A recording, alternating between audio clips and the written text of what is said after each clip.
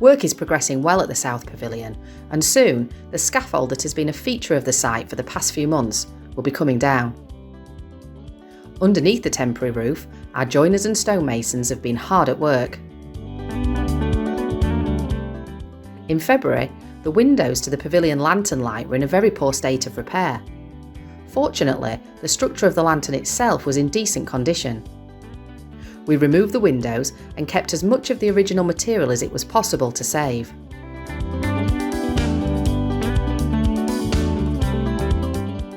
Where the rot and decay had gone too far, we replaced these sections with softwood to match the original and spliced the new and the old together to recreate the windows.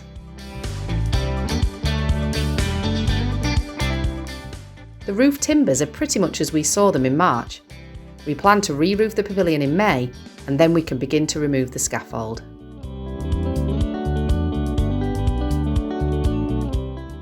During April, we've removed and replaced decayed sections of timber, particularly at roof plate level.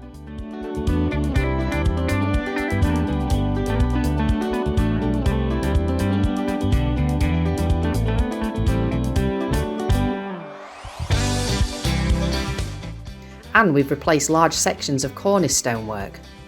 There's more work to do with the cornicing, but that should also be finished in May.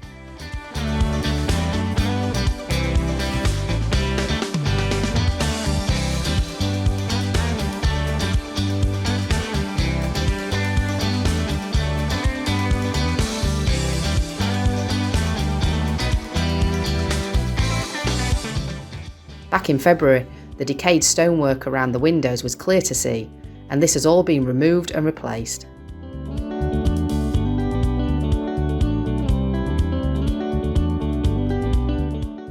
Inside the roof space, we get a good look at the 20th century supporting steelwork structures.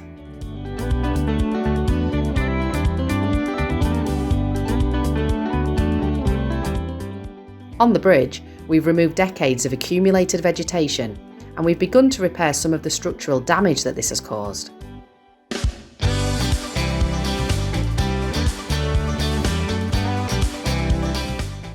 We've also taken paint samples from the decorative ironwork to see what colour the bridge was originally painted.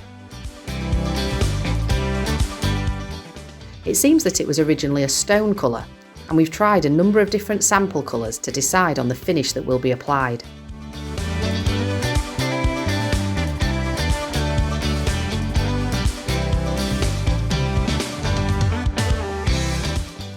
Work on the weathervane is also progressing well, and we'll cover this in another video. The temporary roof over the South Pavilion only has a few more weeks before it's removed. Very soon, our east front will be revealed again in all its glory.